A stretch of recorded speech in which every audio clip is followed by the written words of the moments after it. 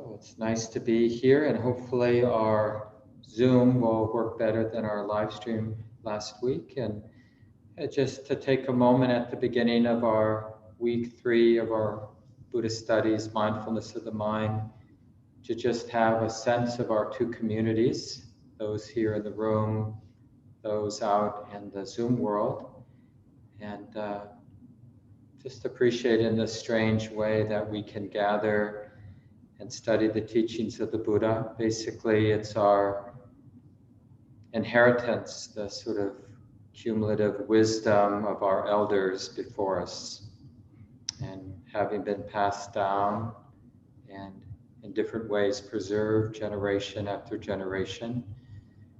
In some amazing way, it ends up in this place at this time, and we get to partake and work together, reflect together, and use these teachings to illuminate our own experience so we can become a wiser and kinder, more skillful human being. So we'll begin our time as we usually do in the Buddhist Studies classes. We'll chant the refuges and precepts together.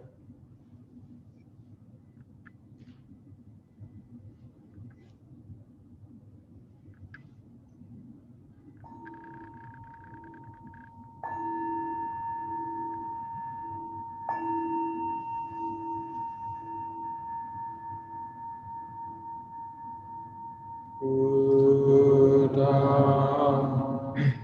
saranam gacchami,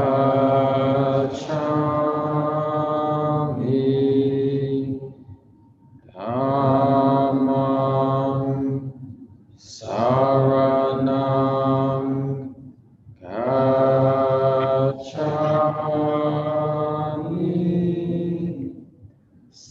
Sangham saranam gacchami,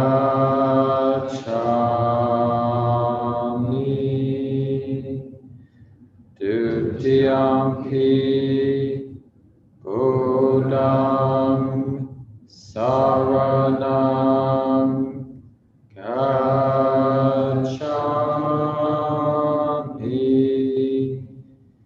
Dutiyampi dhammam saranam gacchami,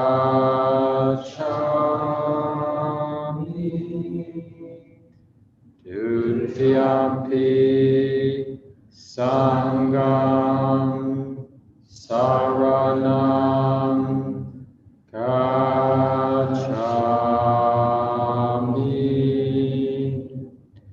Tatiyampi Buddham saranam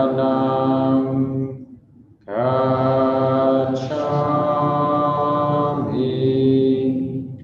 Tatiyampi dhammam saranam gacchami,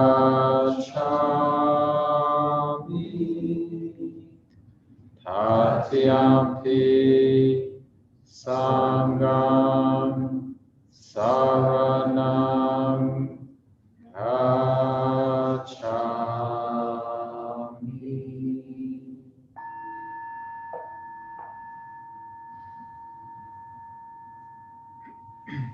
And we'll settle into our sitting time now.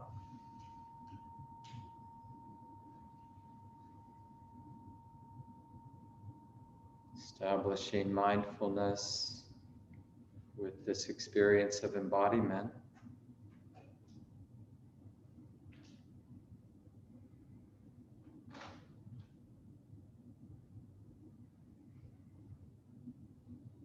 Each of us finding a way to be confidently here and now in the body, aware of the sitting, breathing body.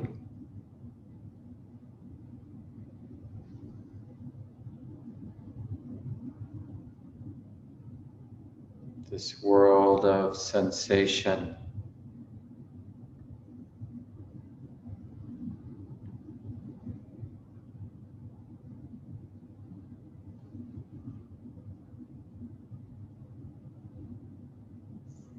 There's really nothing special about the sensations that are moving: hardness, softness, coolness, warmth, pressure, stillness.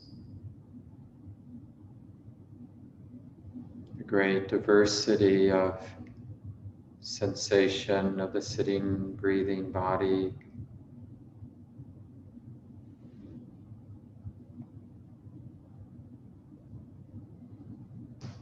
Even just this has that taste of liberation, realizing the freedom to be exposed, the willingness to be exposed, to be open, to be trusting to this movement of sensation.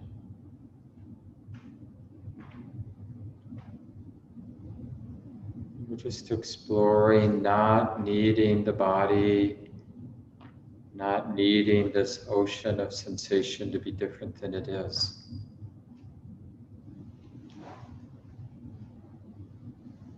What a relief, no longer to have to fix it or judge it.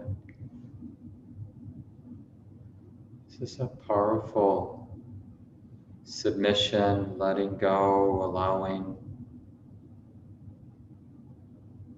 no longer being the one with a contentious relationship with the body.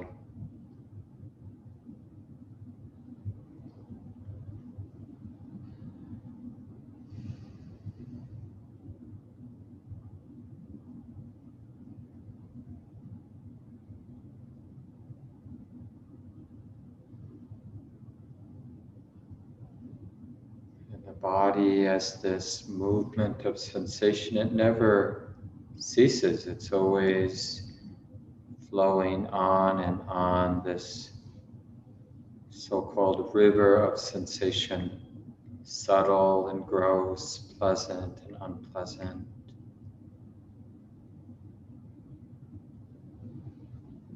And related but more subtle is this quality of the heart, this affective, emotional, feeling tone. The pleasantness and unpleasantness and neutrality of what's here and now. What's the feeling now in the heart?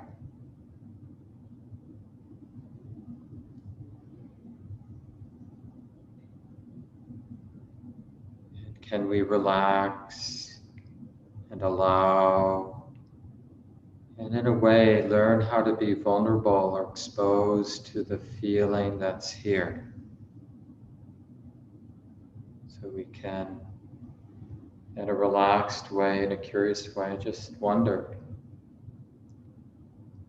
is it okay that it feels like this? This life, this body and mind, this moment feels like this now.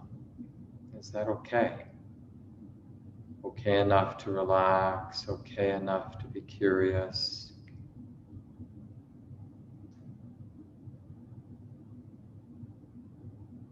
So there's this great movement of sensation. And there's also this great movement of feeling tone, more subtle. It also never ceases, just keeps just one moment of feeling after another.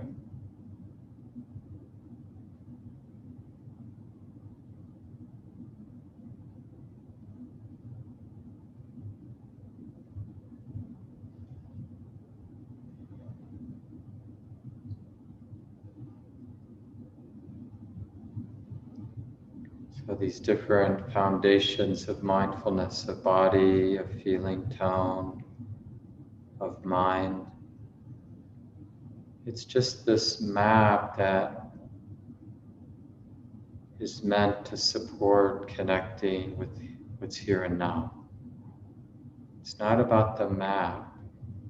It's about being intimate with what's already here and now.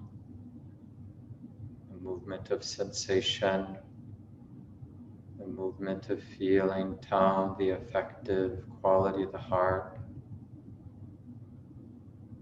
and the knowing mind. And the qualities of the knowing mind are the shape, texture of the mind that knows.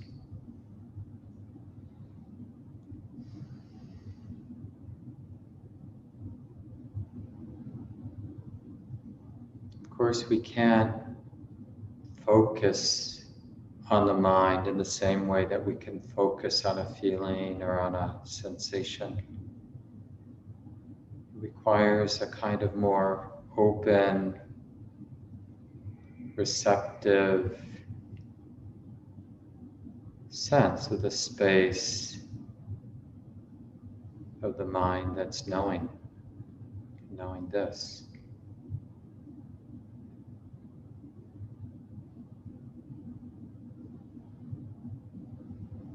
Is the mind clear or distracted?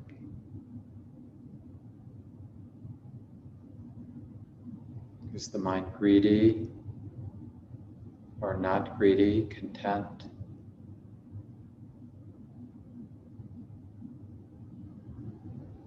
Is the mind at this time irritated or aversive, controlling or anxious? Or is it kind and inclusive?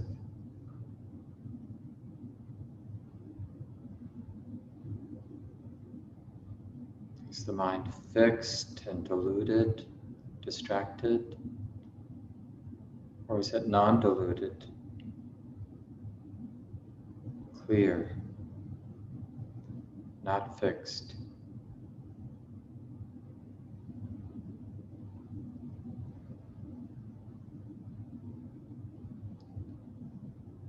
How's the energy of the mind? Heavy and dull? Or restless, spinning?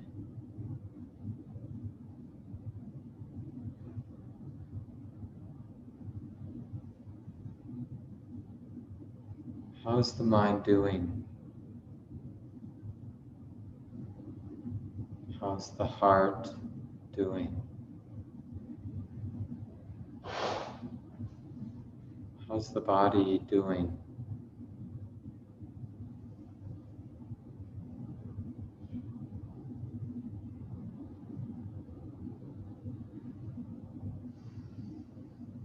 And one of the things we discover with mindfulness of the mind is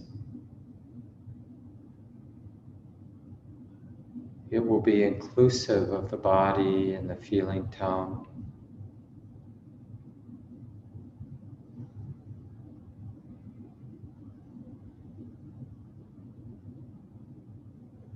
So we'll be continuing in silence now for another 10 or 15 minutes. But in your own way, just curiosity about the knowing mind, the quality of the mind, how the mind is. And you can drop in a sincere question if you need that support. Something like, how's the mind doing?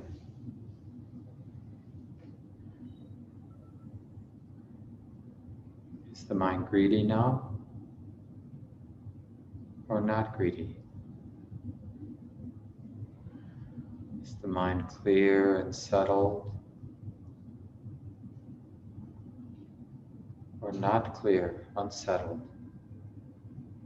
So these kind of questions, just learn how to use skillful thought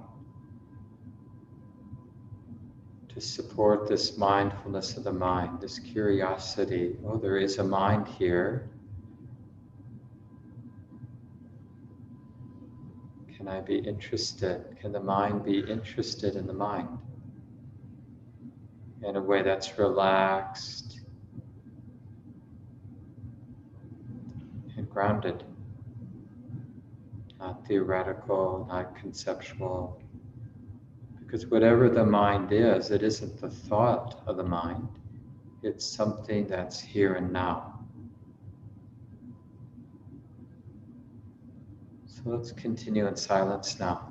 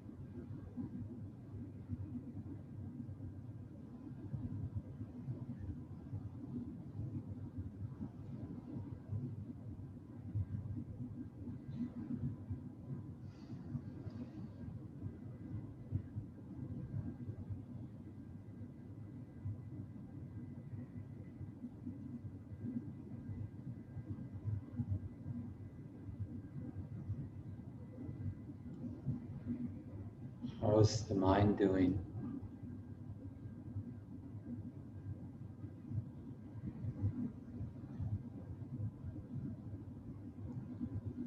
What's actually needed to be interested and mindfully aware of the mind?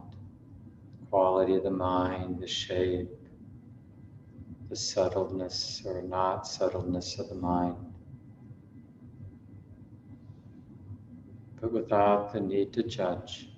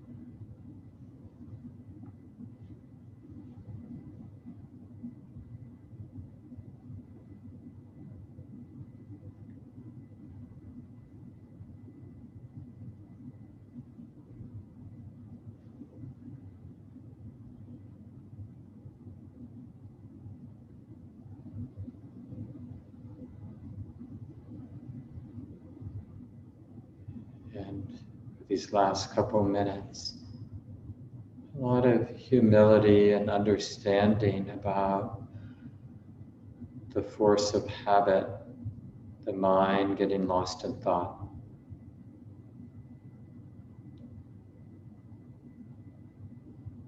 It's quite important to have a friendly attitude and even a sense of humor about that habit of the mind to over and over again get lost in thought, planning this, solving this problem, remembering something from the past, fantasizing about something in the future.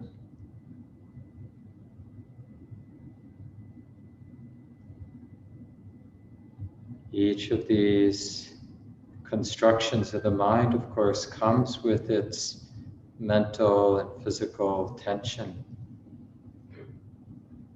But somehow, this is the place the mind feels comfortable, even though it's tight and burdensome.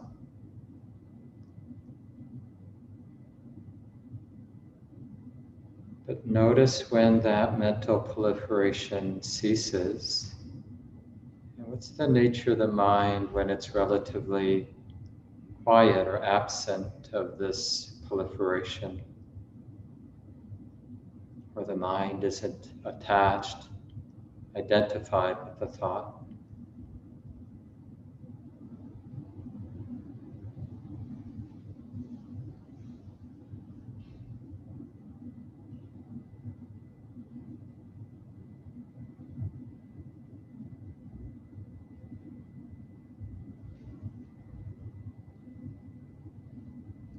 And you can, for this last minute or so, just repeat a simple thought,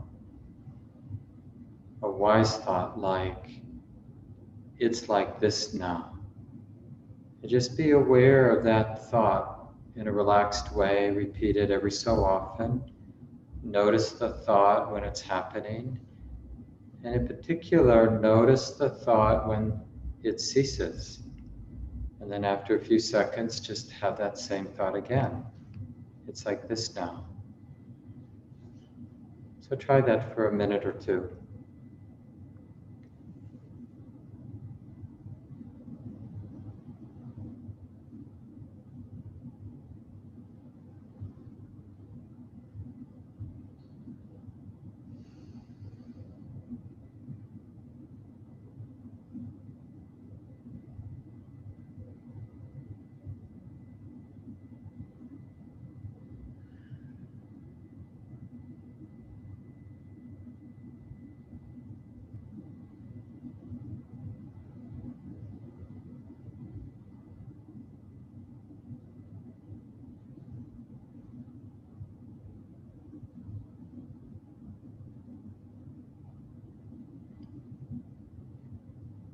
This is the knowing mind, here and now.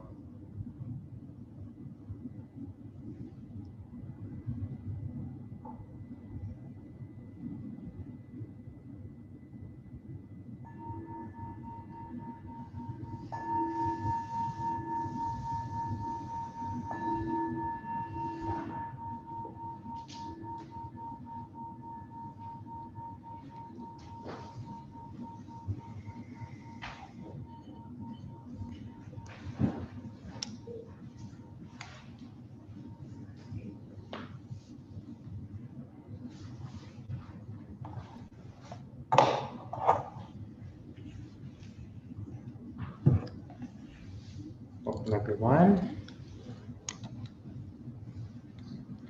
So this is week 3 of our 6-week class on mindfulness of mind. So since January, we've been looking at the 4 foundations of mindfulness, the Satipatthana, sometimes translated as the 4 establishments.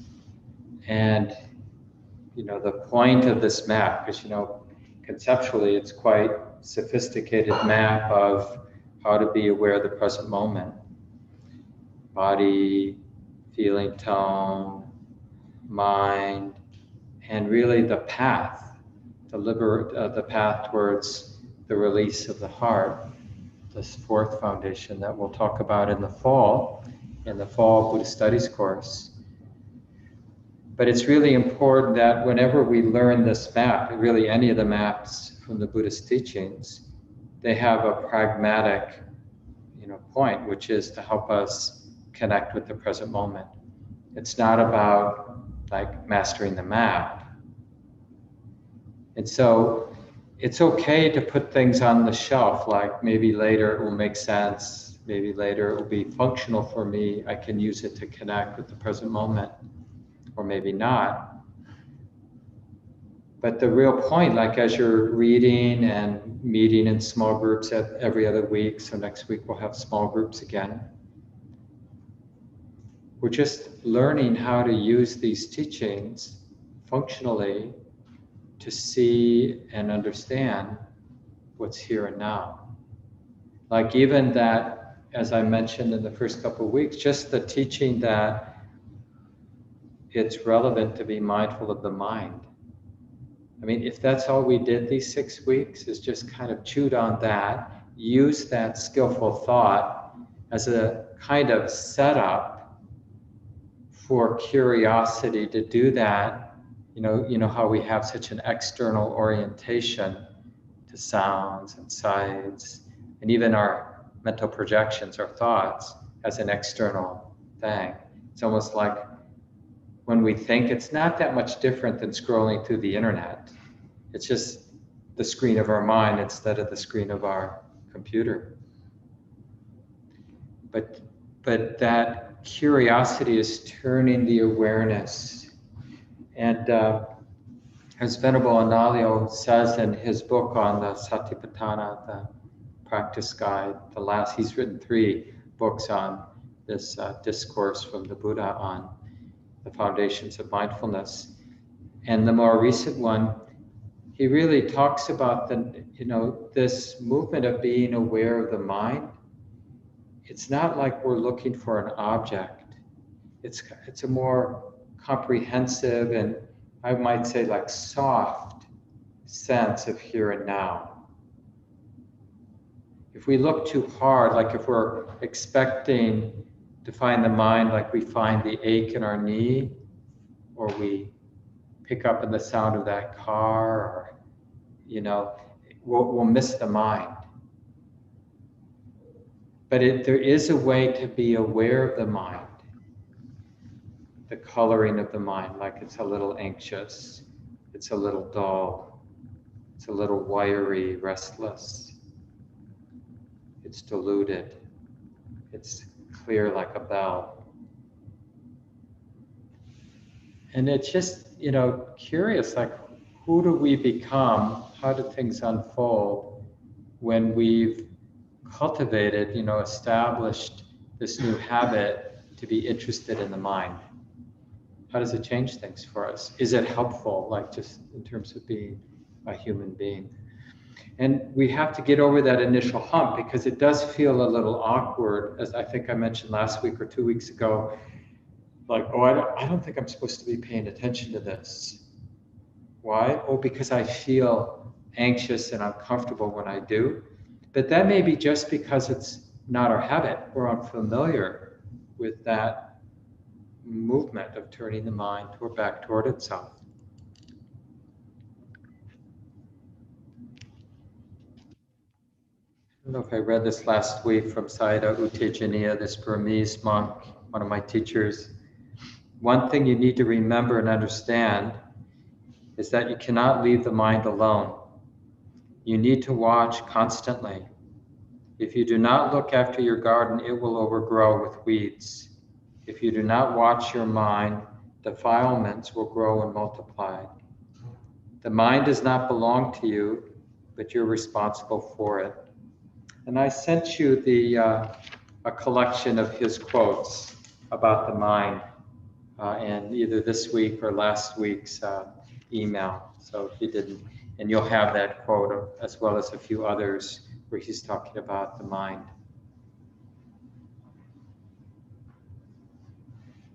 And the thing is about the mind and the defilements like these habits of greediness and lust, these habits of aversiveness and anxiety and fear, and these habits of distractedness and denial and delusion. Delusion sometimes is thinking that we know. And when we think we know what's happening, or we think we know who I am, or we think we know who someone else is, then there's no more humility and curiosity and sensitivity, because the mind is fixed on its certainty, on its projection of who I am, who you are, what's happening now, what's right, what's wrong. So it's no longer in the wildness of the present moment and learning. And because however we might fix and conceive and construct meaning, that is never the present moment. That's that, mental construction. So a lot of the learning is just establishing this awareness of the body, because one of the things we realize in being aware of the body, as I mentioned in the guided sit tonight, it's not special. Some of you remember the 32 body parts we did in the winter, or there's the skin, there's the bones, and the point of that reflection, the traditional 32 body part reflection, is to realize that embodiment is neither beautiful nor ugly. It's not special. It's just what it is. And the sensations of hardness or heaviness or lightness or smoothness or coolness or warmth or stillness or movement that we feel in the body, they're neither special nor personal, because whatever you're feeling in your body or you're feeling in your body, those qualities of heaviness or lightness or hardness or softness or warmth or coolness, it's not specific to me. It's just those elements of sensation, those aspects of sensation, they're universal. They're not personal at all. And the other thing we notice in being with the body, it's like I think I said in the guided meditation, it's a river. So that sort of anchor of embodiment, of course, this is the interesting thing, is we start to notice aspects of the present moment, and it's all like informing the deeper reality. So the feeling tone also has that same, we have some of the same realizations, and getting to know the more subtle truth of this river of feeling as opposed to the river of sensation. So like every experience, every contact with a sound, with a sight, with a sensation, and with a thought evokes a feeling. And this sensitive drum, this taut string of our heart, and I point to this physical location, but it's our heart is really like this. I said at the end of the guided set, this is our mind. What we're experiencing right now, whatever you're experiencing right now, is being known in the mind. So we're always, and we have always, and we will always only have a mind moment, a moment of mind, of knowing the mind, the screen of the mind, or the space of the mind. Maybe it's more holographic than two-dimensional screen, right? But that's all we ever know. And part of the moment is a sense of embodiment being known by the mind. And this sort of taut, affective drum skin or taut string, like a violin string or something, that is just every contact, every sense experience has an affective feeling tone that's basically how the past experiences inform the present.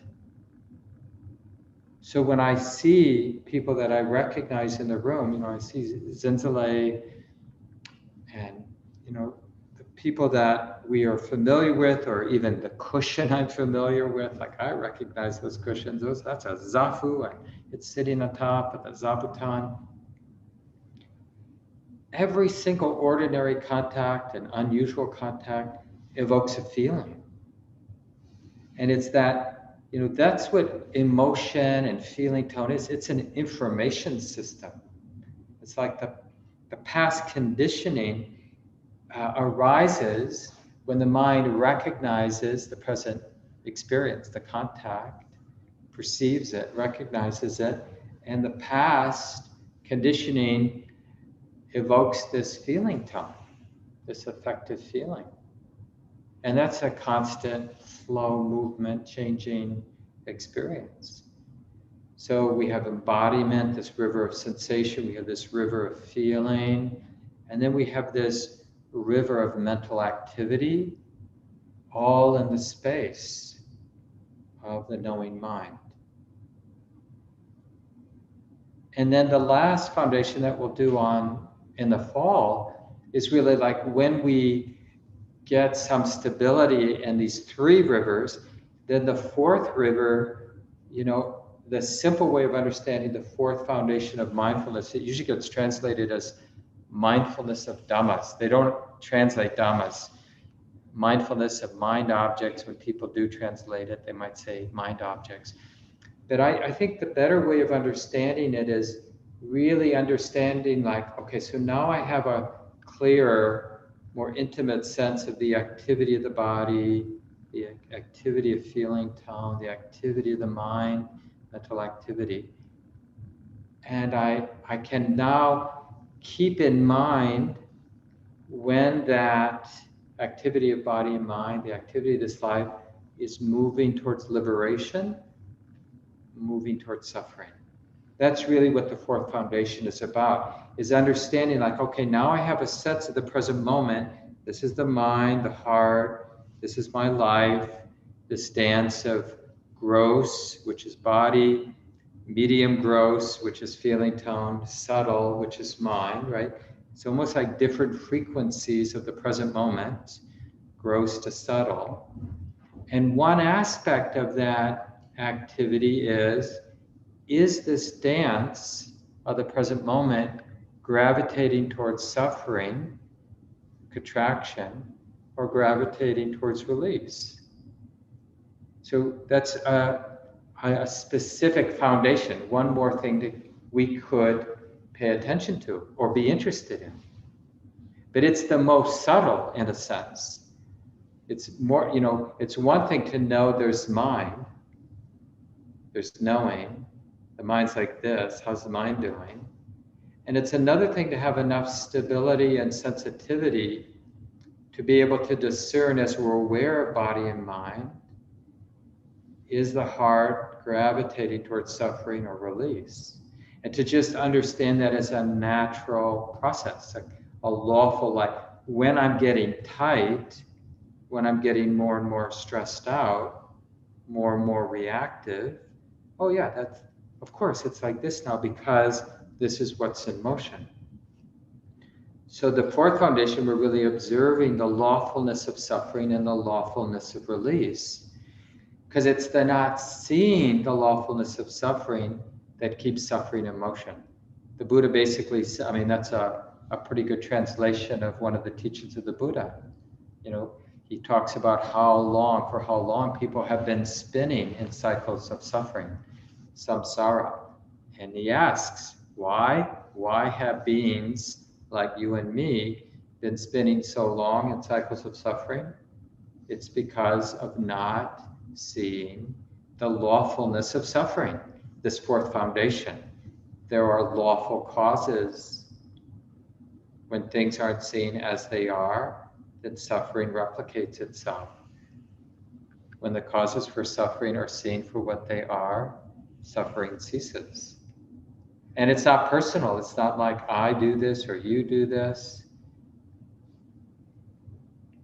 And that's why, if we remember the beginning of the Satipatthana Sutta, this discourse on mindfulness the Buddha gave, he says, this is the path for liberation, for the removal, the abandoning of sorrow and lamentation and this whole mass of suffering. This is the way. We're being aware, mindfully, wisely aware of the present moment, And to help us learn how to be present, he creates a map that's here, mindfulness of body, mindfulness of feeling tone, mindfulness of mind, mindfulness of dhammas, the path to release, and the lawfulness of contraction, of distraction and stress. And when this is really just what's here and now, what's always here and now. And when we're mindful with enough persistence and cultivating the mind that can be mindful, that knows how, that has learned how to stabilize present moment awareness, then eventually that most subtle aspect of what's here and now, how the mind, like what's the root causes of suffering, wrong view, self-centeredness, to see that as a natural process is the undermining of that habit, right? So that's not so easy for us to see how right in this moment, with me up here giving a talk, how the mind is framing it as self, me, I'm up here giving this talk, and I think it's going pretty well, or something like that, right? Like that framing just happens so naturally, and the mind, like, the reason we often begin with the body, because it's just more concrete, it's just more available, and then feeling tone. And it's like our capacity changes moment by moment. So when we're less grounded in the present moment, then we might want to immediately go back to the body. Oh yeah, there's a body here. But we're in kind of somewhat of a mindful state. We might operate in the world by just being aware of that affective feeling tone. Just staying present with feeling tone as we're, but maybe when things are more refined, we sort of turn inward. Oh yeah, the space of the present moment that has the shading of irritation, has the shading of wanting to make something happen, greed, has the shading of dullness, so we're just the more subtle shadings of the knowing mind, like the filters or colorings of the mind, or even just seeing the birth of self. How does that habit repeat itself to frame the moment, to establish that frame? This is happening to me. That well-known phrase from the Buddha, nothing whatsoever should be clung to as I, me, or mine.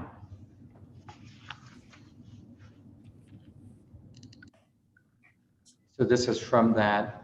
It's really a great text for this whole year's study of the Satipatthana. And it's called Satipatthana Meditation, a Practice Guide by Bhikkhu Analayo. Bhikkhu, remember, just means Buddhist monk.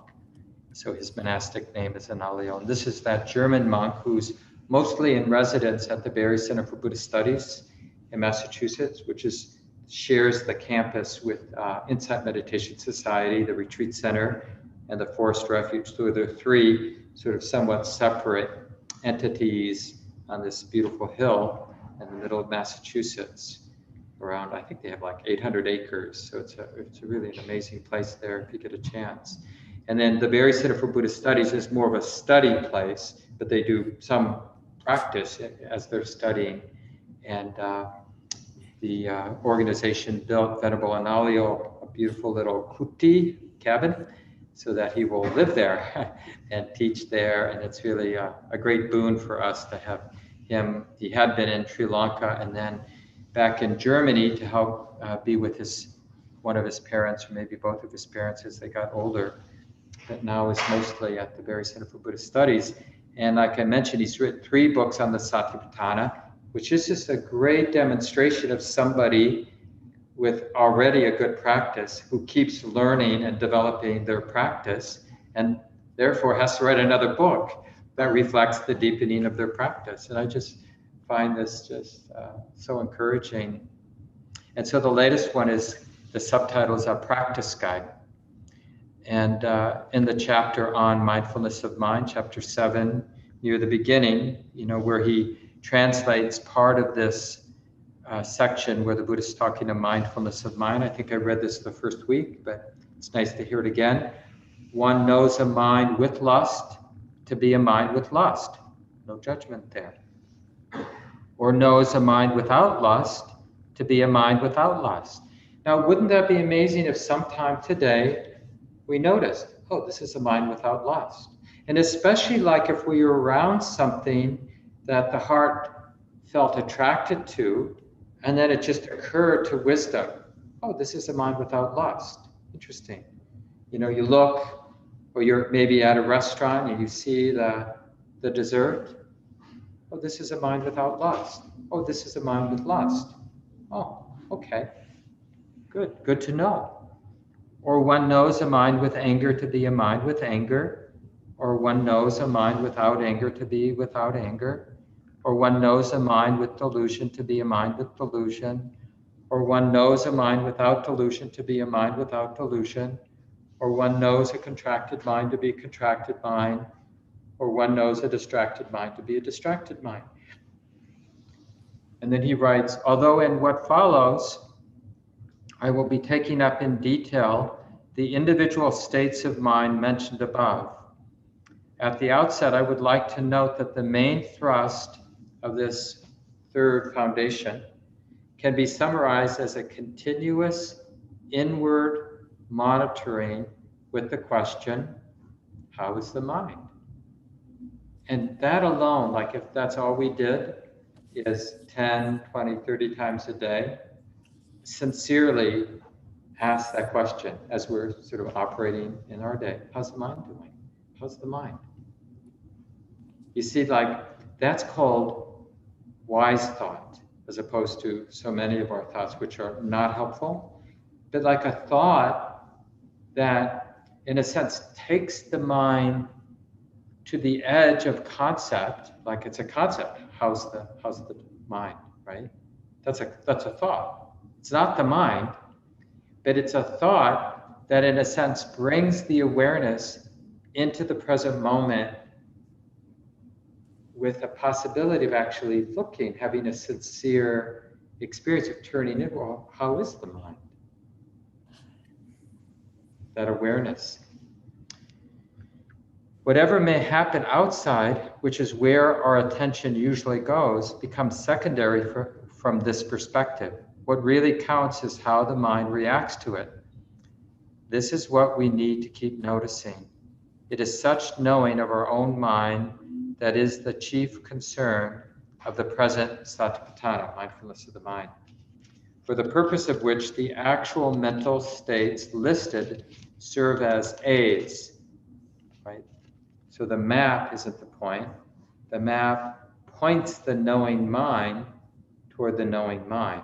So this map we're learning this summer, mindfulness of the mind, is just turning the mind. So that's why each of us, we have some responsibility to translate bits, parts of the teachings you get that resonate with you and chew on them. Keep regurgitating them in your formal meditation time and then throughout the day. Because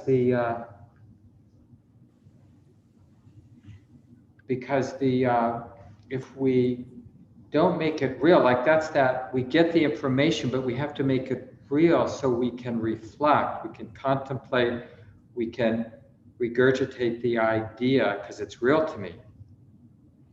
And then that rubbing where we're using the map to see the present moment in new ways, not in habitual ways, more real ways or more honest ways, then we have insight. We see something that's here and now that we haven't seen as clearly before. And we get that seismic shift in understanding because we got some new information that was different than our existing information. We took it initially just on borrowed faith, like, well, Buddha may know something that I don't know. So let me translate it so that the words make sense, but not corrupt it, not force it to align with what I already think is true, right? That misses the point. So it needs to be somewhat provocative, the information. How's the mind? Is there lust? Is there no lust? Until we see something we haven't seen. Oh, this is the mind. This is the mind with lust. This is the mind that's settled. This is the contracted mind. Someone in the chat asked, like, what is a contracted mind? Well, that's exactly what I'm saying. So just chewing on that word, well, what is a contracted mind? What is a mind that's not contracted? Like when a mind is dull, there's a kind of contraction, kind of an inward into oblivion, as opposed to a restless mind, wiry mind, expansive mind, proliferating mind. But that's why we have to think about the teachings enough that we can line up the language from somebody who spoke 2,600 years ago and then translated, then an oral tradition for about 500 years, eventually written down, somewhat conservatively stored over these many centuries, and then gets translated from Pali to English. So we need a little license to I wonder what they were talking about. And this is what these kind of classes and discussions are really useful for. And then a little later in that chapter, Venerable Analayo writes, imagine a snowball rolling down a hill. So we're talking about mindfulness of the mind. It will be easier to change its course or to stop if we catch it close to the top of the hill. Once it's moved further down and become bigger and faster, it will be much more difficult to intercept. The course of the mind is similar, right? So if we're established in mindfulness of the body, breath, sensation, have some immunity, like curiosity about feeling tones, so therefore not so pushed around by pleasant and unpleasant and neutrality, right? We get stable. Then we're going to catch the subtle activity of the mind more quickly. Now, in a normal state, a worldly state, like when we're out in our daily lives, more or less distracted, then we generally don't notice what the mind's doing until we're really in some kind of rut or aversive storm or greedy lust storm. And then it gets so tight, contracted, or heavy that it's, what's going on, right? It's the suffering that often ends up waking us up. What am I not noticing? And then we look at the mind and we realize, oh, but that's already, the snowball's been rolling down the hill for a while. It's got some mass, not so easy then to be mindful of it, because when it's so big and has so much momentum or drama, it's very seductive. When we get, even if we have a moment of awareness, oh, there's a big drama going on, we tend to get sucked right back into it. Even if we have a few moments of some clarity, it isn't long before I was noticing that before the sit. Before 7:30, I was sitting, actually I was lying down and meditating in my room, in my office. And it's just noticing, because there's just a lot happening at the center and at Prairie Farm, the retreat center, and just generally a lot going on. Ajahn Chandako is going to be talking on Wednesday night, and he's staying at our place, and so there's just busier than usual. And I just noticed my mind kept, going into mapping out my life and what I need to do, and okay, we'll do this, and it's just a way to manage anxiety by kind of imagining how it might all play out, and okay, that's okay, as if that mapping out is reality. No, it's not, but it makes me feel better that I can imagine how it might play out this week. Okay, that I can tolerate that. But that's because there's this head of steam. And that's why it's so good to, even as we're moving, I'll say something, it's a little provocative, but some people, like I think even Venerable Analayo, they're careful when they're out in the world, like what they're looking at.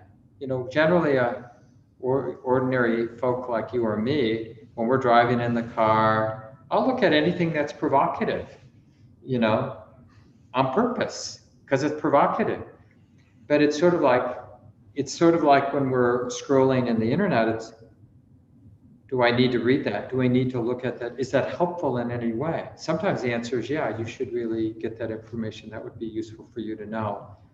But a lot of the time it's like, no, it might be better to preserve the grounded sensitivity so that when something shows up in the moment that you really should know, you really should be sensitive to, you're going to bring this really grounded, purified sensitivity to it. But what we're doing often is we're dissipating our stability of mind, stability of heart, because we're just like a junkie, and we're just sort of looking for the next interesting sight or sound or smell or taste or touch or thought. And we're kind of digging around looking for something to provoke the heart, because we feel alive when that taut drum skin or taut string of our affective heart, you know, that feels. We feel alive when it's reverberating. And, you know, this is a terrible thing. We don't really care if it's painful or pleasant. We just want drama. We want to feel alive. We want to be reminded that I'm here. How do I know? Because I'm feeling a lot, you know. And this is the thing about worldly existence, why we want to, you know, cultivating this calm and seclusion and stability of awareness seems a little bit like an affront given how much suffering there is in the world and how much the world needs attention, the injustices, the unfinished business, the healing that really needs our attention. But the thing is, we're just replicating these stressful cycles, because when we do look at suffering, there's no stability of awareness. So we don't see something we haven't seen before. We see it in the way we're conditioned to see it. Oh, that's happening because of these people. You know, there's no freshness, there's no insight so that we can actually change things. How do we, as humans, get out of the box? You know, whether the box for us in one particular moment is being the victim, or the box for us in the next particular moment is being the perpetrator, the person using power because I'm the one who sees clearly, I'm gonna, you know, I'm not changing, or whatever the particular stance of the mind is. Things just keep happening over and over again. Even though there are moments we have clarity, we see how we're stuck, doesn't mean we know how to get out of the stuckness. So that's why we want to be curious. Well, maybe the Buddha and others know something that we don't know. Because like the Buddha might say something, the problem is misperception. The problem isn't that we don't care. The problem is we're misperceiving the problem. We're not clearly understanding the underlying problem. So all of our attempts to resolve the truth of suffering don't work. End up either making things worse or, you know, keeping things in motion, keeping the suffering in motion. So the way we change that is we stabilize the awareness. And this is really what mindfulness of the mind, it really has a lot to do with this. And this is what Venerable Analayo writes here. Activating this potential requires the willingness to look at our own shortcomings, right? To see the mind, the activity of the mind as it is. He writes, this is another topic already broached in the previous chapter, the importance of learning to bear with patience the recognition of any failure to live up to our own standards. Like when we see the mind colored by aversion or colored by greed, we don't panic and scold ourselves. What do? We observe it. And that's really important, like not to be disgusted when we see the mind in a contracted state or in an unskillful state. Oh yeah, that's how the mind is. because we really want to understand what it is. It seems like we should be justified in scolding ourselves or wanting to fix the mind when we see it as it is. But that's part of the problem, because we're personalized, like thinking that my greed is me and therefore should be destroyed or hidden. It's misperceiving it. I haven't yet understood that greed is just greed. It's not personal, it's not self, but it's still something that I want to be responsible. I want to see it clearly so as not to perpetuate suffering. So he continues to write, the feelings experienced at such times are most likely feelings of the unpleasant type, like when we see the unskillfulness of our mind. Such feelings take on an unworldly dimension because they have the potential to lead us forward on the path. So this is sort of a funny term, unworldly feeling. Some of you who did the spring class might remember that. An unworldly, unpleasant feeling means that I'm aware that it's unpleasant, like I'm watching the mind. I notice there's a lot of ill will in my mind, but I'm watching it without judgment. Now, it's ill will, so it's an unpleasant quality in my mind.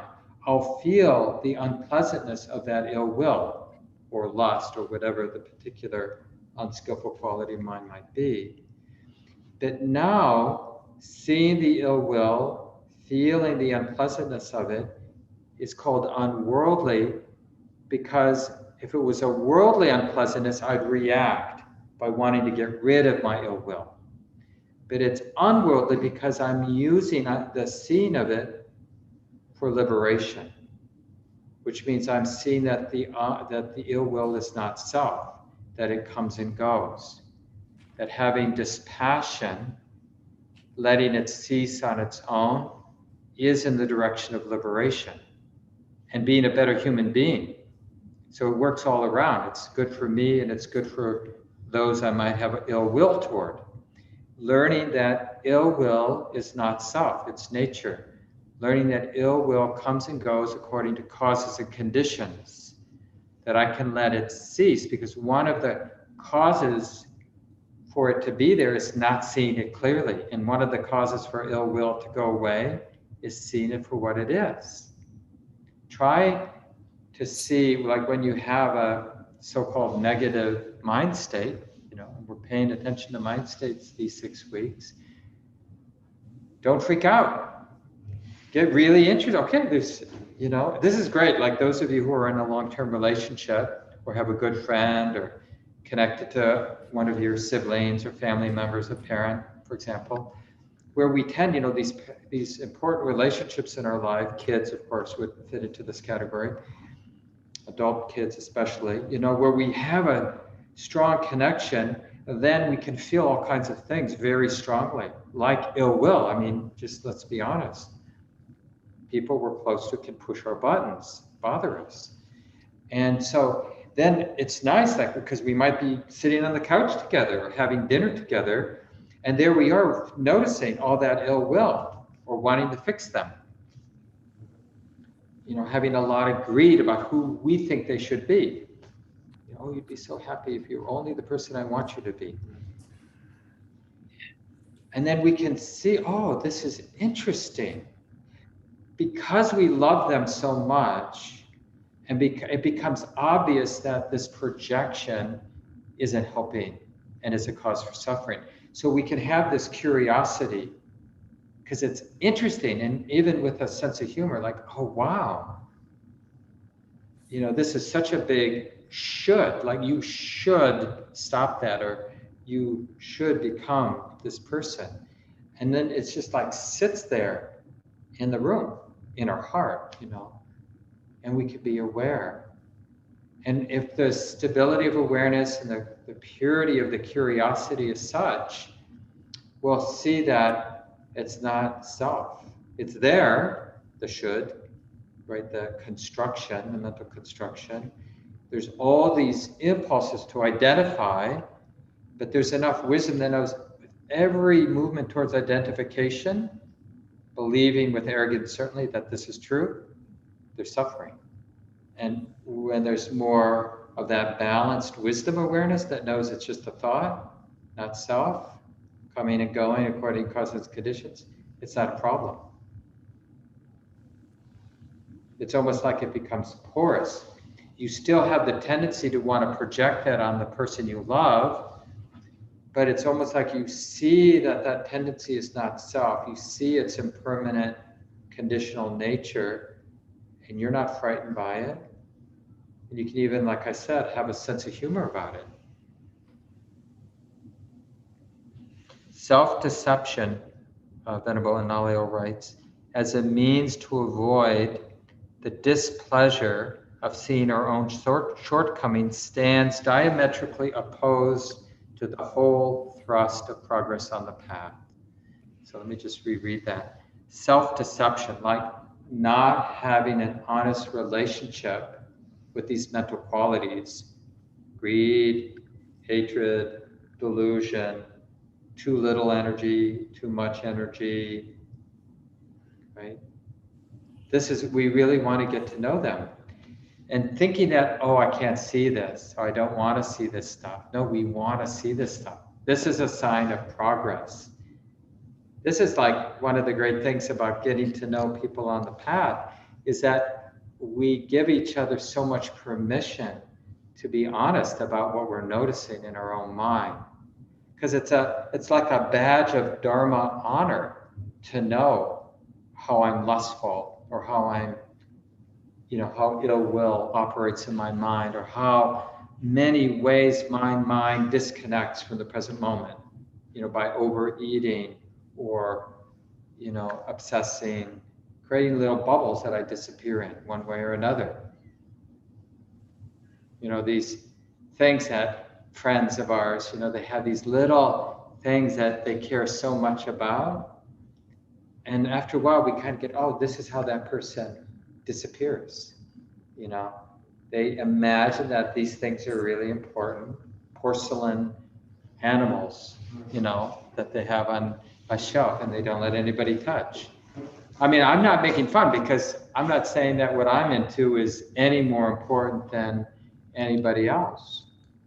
But it's like these excuses from this honest sense of the mind. A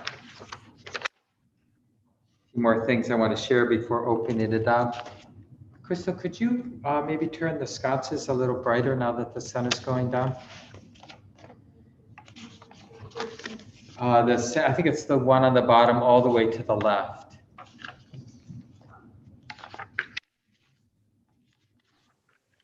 This is from Ajahn Amaro, this British Buddhist monk. He's now the abbot of Amaravati, where there's some Buddhist nuns and Buddhist monks and lay people practice not too far outside of London. And this is an article, I forget if I share this with you. It's just titled Thinking.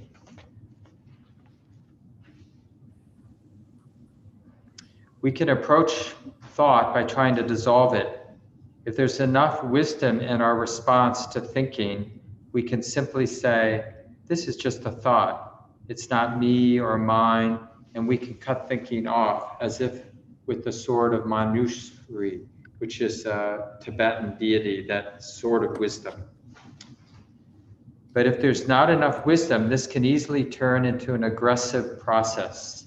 We may believe thought is an infection, kind of nasty fungal growth that is occupying the space between our ears. And we can think we need to wipe it out. One teacher, Shaila Catherine, a friend of mine, and she gave a talk here on Tuesday night, not that long ago. She calls it, some of you remember the Flintstones, and the Barney and, what was Barney's partner's name? Anyway, their son was called Bam Bam. And he had that club, everything he did was bam, bam, bam. And that's like when we have these thoughts, it's like, oh, I'm doing that again, bam. And you'll see this, I mean, it's subtle, but it's like, you think you're just being aware of it, but there's, how there's that like, I know you're bad. It's like a parent does with a child sometimes, you know, that evil eye, that kind of stare. You don't mess with the parents like that. And it's the same thing when we're looking at the bad things in our mind, that sort of trying to wipe it out. We can think that we need to wipe it out, or it can become suppressive. As Westerners, as Westerners, along with our great capacity to think, we have tremendous willpower, and we can use this to push thought down, to hold it back. And this can be effective for a certain amount of time, but when the will wobbles, and it will, the dam breaks, and we are overwhelmed with conceptual thought again. So for myself, I have learned that the best way to deal with excessive thinking is just to listen to it, to listen to the mind. Listen is much more effective than trying to stop thought or cut it off. When we listen, there is a different mode employed in the heart. Instead of trying to cut it off, we receive thought without making anything out of it.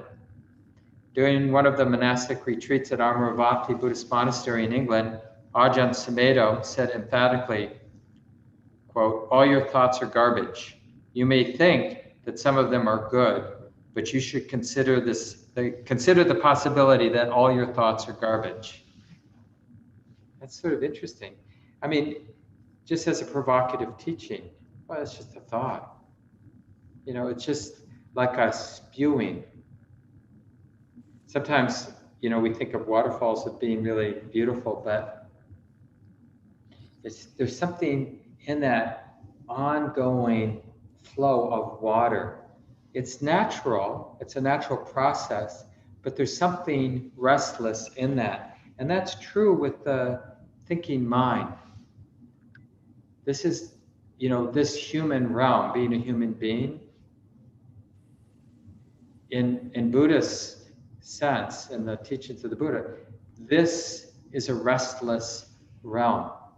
This, being a human being, the karma of being a human being, the reality of being a human being, it arises because there's unfinished business. Some of you have heard this because it's told many, many times, but Trungpa Rinpoche was a really both respected and very controversial teacher, one of the early Asian teachers to come to the West, a Tibetan teacher. And he's the founder of Naropa University in Boulder, Colorado, pretty famous place now. And Shambhala teachings are derived from Trungpa Rinpoche's teachings. But somebody once asked him, well, what gets reborn? You know, in the Buddhist tradition, the understanding of rebirth. And he had a great answer. You know, he didn't say unfinished business, but he said your neurotic tendencies is what gets reborn. And the Buddhist tradition, if you're fully awake, you're not even here now. The Buddha said something like this, like somebody was asking, what happens to Buddha? What happens to you when you die, Buddha? And he said, you don't even know who I am now. You know, you presume I'm what you think. You presume that I am what you think I am. So then you wonder, like, what I think you are, what happens when you die? But you don't even know what I am. I'm just nature now. I'm not that entity, that Mark or that Cam or that Zenzele or that, you know, I'm not that person you think I am, that entity, that fixed thing. So the question doesn't apply. Just like we wouldn't say, you know, what happens to the weather today? You know, or what happens when a fire goes? Where does the fire go when it goes out? That's another image the Buddha would use as a simile. Where does it go? Well, there were causes. There was this activity dependent on fuel. And so the fuel for a human being, unfinished neurotic business, right? Tendencies to greed, hatred, and delusion. That's the fuel. And with that fuel and the supporting conditions, you get the activity of fire. And with awakening, the fire goes out. Now, the deluded self says, well, I'm not so sure I want to go out. Well, you don't have to. Just keep using greed, hatred, and delusion, and at least in terms of Buddhist cosmology, you'll keep going on and on and on and on. Let me just finish this before take a few comments. So all your thoughts are garbage. And then he continues writing, Ajahn Amaro. Some people may have felt that this was an insulting thing to say, but I found it brought a tremendous sense of relief. One of the biggest problems with thoughts is that we tend to believe everything they say. If I'm thinking it, it must be true. But actually, our thoughts are just a collection of habitual judgments, perceptions, memories, and ideas that are fed through consciousness. They may have some relationship with truth, but they may not. If we take as a baseline the notion that most of our thoughts are like random barking of a dog, we make less out of them. And therein lies the sense of relief. And then we then find that we can relate to thought in a much more open way. We're not looking on it as being meaningful or true or realistic at all. And we're not giving it a value beyond what it really has. This is a fun thing to do sometimes. I'm sure many of you have done this, where you go to like a park. I took a creative writing class a long time ago at the University of California in Berkeley, and we had to write. So I went to I think it was the 4th of July at the Berkeley Pier. And maybe some of you have been there. It's kind of a cool place because you look at the Golden Gate Bridge and San Francisco skyline and the Marin headlands, the hills in the county north of San Francisco. It's really beautiful, and facing west, so you see the sunset, and just tons of people, and just sitting on a blanket, and of course it was crowded, and you're just hearing fragments of so many different conversations, and you just get the sense like the content of all these different conversations that different people are having, and even different languages, it's like the content's not important. It's just like a dance of energy. And the sort of, but a lot of the time we hold the content of thought so precious, as if it's, like Ajahn Amaro just said, me thinking that thought. But it's just nice, like next time you're in a conversation with someone, just almost like you're leaning back a little bit to more spacious, and what's really going on is a movement of energy, and the actual content of what we're saying to each other is much less important than energy is moving. Energy is being known and moving and doing what energy does. And the energy might be sharp, or it might be soft, it might be healing, or it might be disruptive. And we can have that sort of general sense. Even like in Dharma scenes like this, when someone's giving a talk or whatever, sometimes, we're not even that attuned to what the teacher's saying. We're more like taking a bath in the good energy of Dharma and community, and being in, bathing in the wholesome space, as opposed to wherever else we might be. And it's just nice to play with it that way, because it just changes the mind's relationship to the content of thought. And then it makes it much easier to observe the mind. Like I think I quoted on the first week, observe the mind right at the mind. That was that line from one of the Thai forest elders. Observe the mind right at the mind. And I realize we've run out of time. I sent a couple more articles your way in the email, including one by Kittasaro, who is also in the same lineage of Ajahn Amaro and Ajahn Sumedho.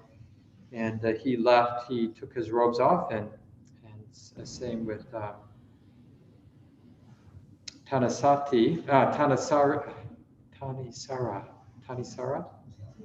What is her name? Tanisara, his partner, and they're wonderful, dynamic duo teachers, Dharma teachers, somewhat based in South Africa, but they teach here in the West quite a bit. And he has a really good article that I sent along tangled in thought, how to beat your mind at its own game. So I recommend you take a look at that. And especially he has some steps of how you reflect on thought.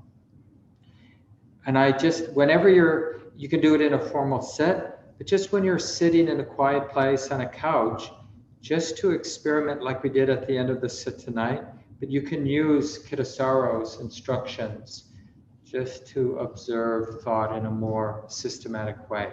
You might find it really useful. And so next week we'll have small groups. That's all of you online. We have about 80 folks online and about 30 or 25 people in the room.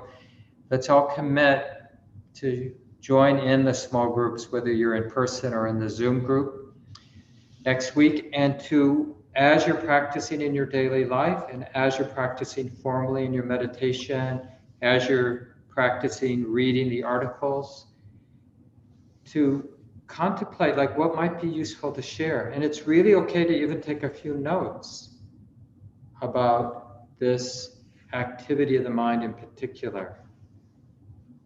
And then in the weeks going forward, we're really going to get interested in the mind where it isn't so overrun by mental activity. So a more stable, settled, quiet mind. And just contemplating like, how settled is it? I've never experienced the mind this settled before. This is as settled as I've ever known the mind. Wow. But this is just sort of settled, but I've definitely noticed the mind more settled than this. So just like getting the map of how settled is this mind. But first we have to develop the capacity to get to know the mind that's overrun by greed, hatred, and delusion and all the other hindering, distracting, agitating patterns. So just a few announcements. I mentioned Ajahn Chandako is in town, a wonderful Dharma teacher. He's been a monk for over 25 years, the abbot of Umuti. He's going to give a talk 6 o'clock here in this room and on Zoom, just like we're doing tonight. So join in for that if you want on Wednesday, 6 to 7:30 Central Time. And then he's also going to be here for the meal on Wednesday at 10:45. Everyone's invited, potluck style. And we usually have a great, just relaxed Dharma conversation at the end. Feel free, if you can't get there at 10:45 for the meal, just come for the tea and coffee conversation, which we usually start as people are finishing up their eating. So, whatever that would be, 11:30-ish. And we'll probably go to about 12:15 or 12:30. So join in if you'd like for either of those. If you know anybody who wants an intro class, when Fricke and I are going to start one Tuesday night tomorrow, 6 Tuesdays, 7:30 to 9.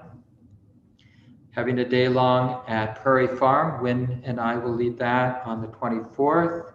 Please join in. Lots of programs starting at Prairie Farm. Get on the weekly email list or check the website. Find a time that might make sense to get out there. And just a reminder that it might be nice just to take care of each other and leave the building in groups of 2 or 3. And yeah, just keep everyone safe. We haven't had any kind of muggings that I've ever heard of, but it's just nice to take care of each other in that way, and a nice excuse to get to know each other's names and make friends. Any other announcements people have? Sorry that we didn't have time for discussion. I'll try to create more of that. Do something about that. Continue. Thanks so much for being here, and look forward to connecting next Monday night. Good night, everyone. Good night on Zoom. I always want to look at my screen, but you guys are over there. Thank you. Thank you. Thanks so much. Thank you. And everyone, thank you. Thank you.